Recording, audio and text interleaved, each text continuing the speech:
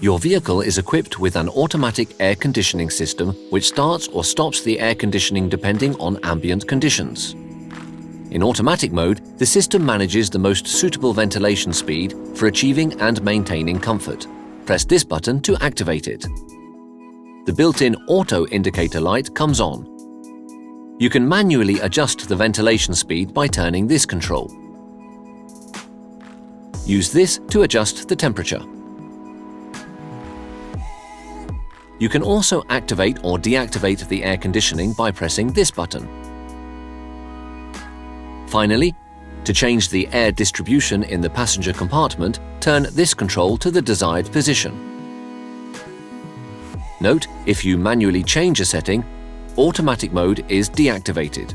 Just press this button again to restore it. The Clear View feature quickly demists or de-ices the rear screen, front side windows and, on some versions, the door mirrors.